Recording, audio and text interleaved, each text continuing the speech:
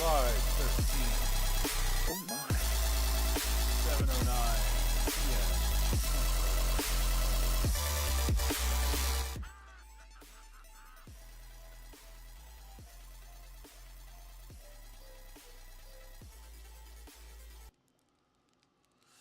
Without further ado,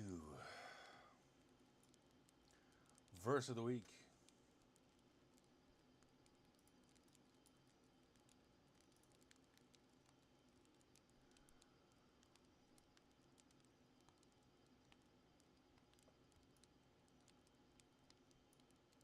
Verse of the week, Isaiah 6 and 8, one of my favorite verses in the Bible. It actually goes on a little bit longer than that, but and I heard a voice of the Lord saying, "Whom shall I send? And who will go for us?" Then I said, "Here I am, send me." Last week's verse was Ezekiel 22 and 30. And I sought for a man among them who should build up the wall and stand in the breach before me for the land, that I should not destroy it. But I found none. Isaiah 6 and 8. And they're side by side on the coin. And I heard the voice of the Lord saying, "Whom shall I send? And whom will go before us?" Then I said, "Here am I, send me." This is made popular recently by a movie. I think y'all have seen it. What's the guy's name? LaBeouf. I think I actually said this line in the movie. With he was in the tank with War Daddy, which I think was played by Brad Pitt. Yeah, Brad Pitt and Shia LaBeouf in the scene. And, Shia LaBeouf whips out this line: "Here am I, send me." Context: this verse is part of Isaiah's vision of God's holiness and the people's sinfulness. In response to the question of who would be willing to serve God, Isaiah volunteers. Heard the voice of the Lord. Isaiah is directly addressed by God, indicating a personal call to service. Whom shall I send? God is seeking someone to carry out his mission. Here am I. Send me. Isaiah responds affirmatively, offering himself to God's service. Practical applications. Be responsive to God's call. When God calls you to serve, be willing to respond affirmatively. Offer yourself to God's service. Be ready to use your gifts and talents to serve God and others. I truly believe that this is our purpose in life. Once you understand what your gifts and talents are, putting them to the service of others and God is literally your purpose in life. Seek God's guidance, and that may look different in different seasons, how you're putting your gifts and talents to work. But a hammer is always a hammer. The only thing that changes is what it's doing. Seek God's guidance. Pray for direction and clarity as you seek to understand God's will for your life. Be willing to sacrifice. Be prepared to make sacrifices for the sake of God's kingdom. Pick up your cross and follow me, says Christ. He made some sacrifices. Trust in God's provision. Believe that God will equip you for the tasks he calls you to. Key takeaways: God is always seeking individuals who are willing to serve him. We should be ready to respond to God's call when it comes. Serving God is a privilege and a blessing. Additional thoughts. This verse is a powerful reminder of God's importance, or the reminder of the importance of serving God. It encourages us to offer ourselves to God's service, no matter what the cost. This verse presented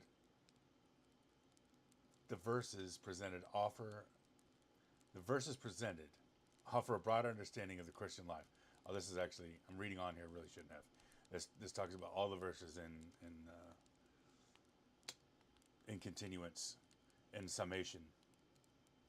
But just for grins and giggles, yeah, let's go ahead and do that.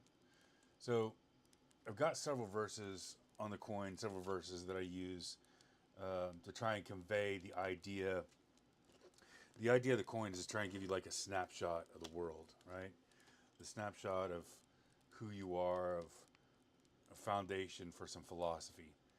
Not necessarily what to think, but perhaps how to think, and by giving you a foundation, a basis for that thought.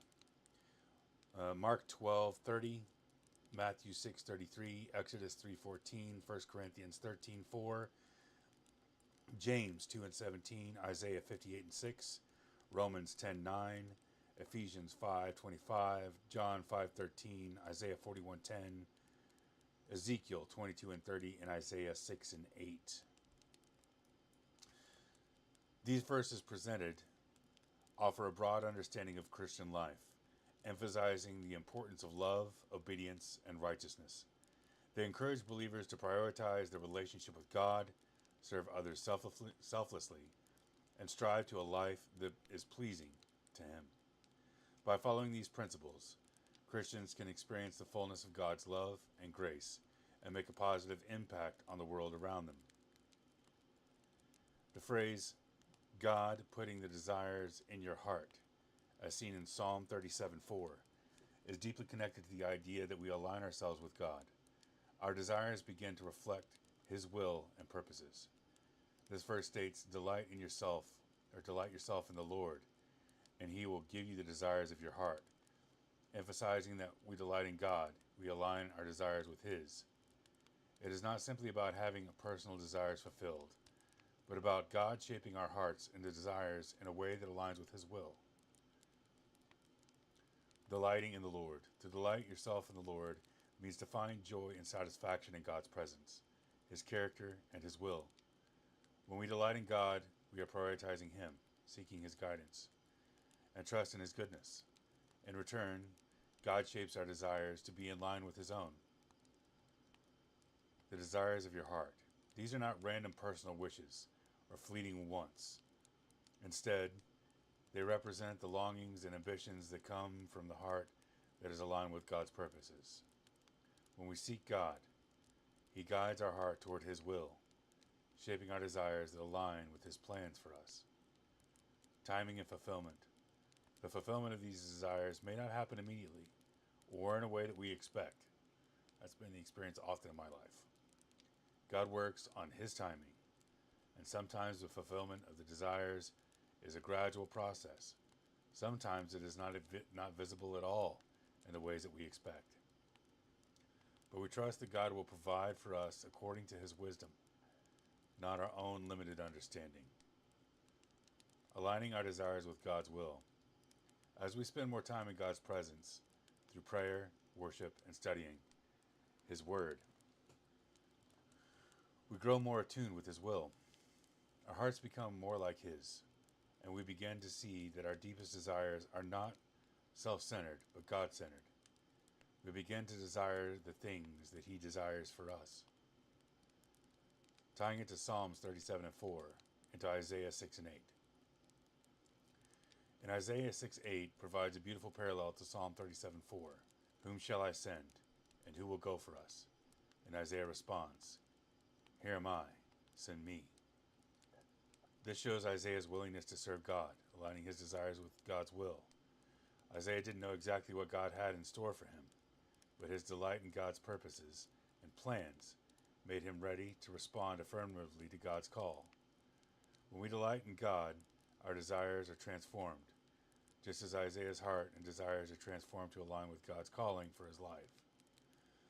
In both passages, we see that God invites us into a relationship, not only delighting in Him, but also trust He will place His desires in our heart, the desires of His heart into ours. These desires are not just personal ambitions, but God's calling on our lives. Like Isaiah, when we align ourselves with God's purposes, we are ready to answer when He calls us.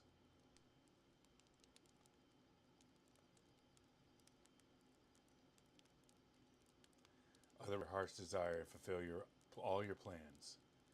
This verse speaks to alignment of God's will with desires of our heart. Interesting. Showing that when we trust God, He will guide and fulfill the desires that are in accordance with His plans. Philippians 2:13. For it is God who works in you, both to will and to work for His good pleasure. This verse reminds us that even our desires and our ability to fulfill them come from God. As we yield to God's word within us, He transforms our hearts and desires to please Him. Key takeaways. Delighting in the Lord is the key to aligning our desires with His. God's desires for us are not merely personal or selfish, but a reflection of His good and perfect will for our lives. Trust in God's timing and His ways of fulfilling our desires, even if it looks different than what we expect. Isaiah's example in 6:8 illustrates a heart that is willing to serve God and an outcome of aligning one's desires with God's. By delighting in God and seeking His presence, we open ourselves to the transformation of our hearts, making us more ready to answer His call, just like Isaiah.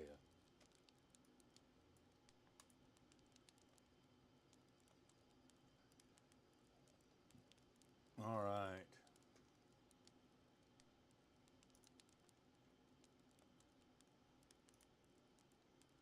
Dagnabbit. I think that's what happened last time. Let's see.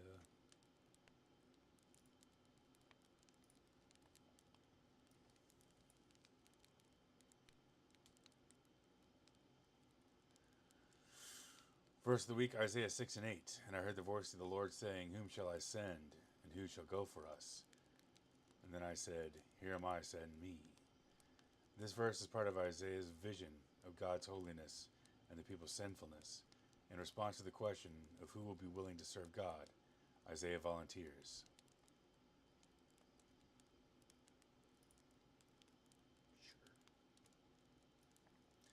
All right, from the book of the brother this week.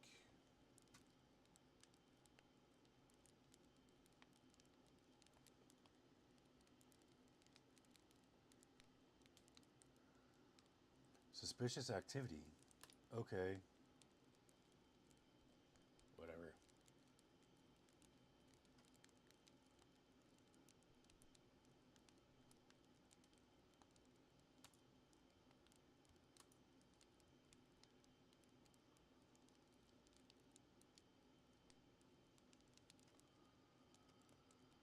Fuck TikTok. All right, from the book of the brother. Building a growth mindset and lifelong learning.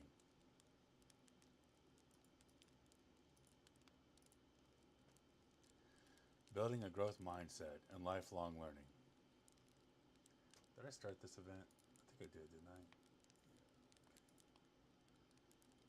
I? All by myself. Building a growth mindset and lifelong learning. In today's fast-paced world, the ability to learn, adapt, and grow is more crucial than ever. For men, a growth mindset can be the key to navigating career challenges and personal development and meaningful relationships. A growth mindset fosters resilience, encourages continual self-improvement, and equips individuals with the tools needed to face life's obstacles head on. This section explores the concept of growth mindset and its essential role in fostering lifelong learning. It will provide practical strategies for cultivating this mindset, offer insights into how you can apply into your own personal and professional life, and highlight how developing a growth mindset leads to sustainable growth and success. The concept of a growth mindset was first introduced by psychologist Carol Dweck in her book Mindset: The New Psychology of Success. Dweck contrasts the growth mindset with the fixed mindset, which assumes that intelligence, talent, and abilities are static and cannot be developed significantly. In contrast, a growth mindset posits that these attributes can be cultivated through effort, perseverance, and learning from failure. Key characteristics of a growth mindset include embracing challenges. People with a growth mindset are more likely to face difficult tasks with confidence, seeing them as an opportunity for growth. Learning from criticism. Rather than being defensive, most with a growth mindset seek feedback and use it to improve. Perseverance in the face of setbacks. Instead of giving up after failures, individuals with a growth mindset persist, viewing setbacks as temporary and solvable with effort. Celebrating the success of others. A growth mindset encourages a sense of abundance when others succeed. It's seen as an opportunity for learning and inspiration, not competition. The growth mindset is not a passive belief, but an active process of engaging with challenges, continuously striving for improvement, and seeking learning opportunities throughout life. This mindset allows you to approach the world not as a finished product, but as a constant work in progress. Next week, we'll dip into the science behind a growth mindset.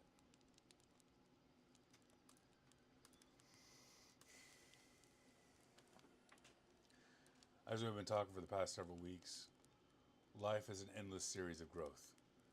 The only constants in this world are God and change. And that is all. Given that the only constants are God and change, we can either learn to learn, grow, and change with the changing circumstances, as our roles change in life, as we change in life, as life changes around us, as the world changes around us. We will learn and grow, or we will fail. And not learning and not growing is not the kind of failure you can overcome. You can't learn that not learning and not growing is not viable. But you have to learn and grow as life changes, as the world changes. Learning is the master skill. If you can learn to learn, you can do nearly anything. Learning is made up of sub-skills, behaviors, mindsets. I've covered many, and I will cover more as time goes on. I wish you well. Have a great week.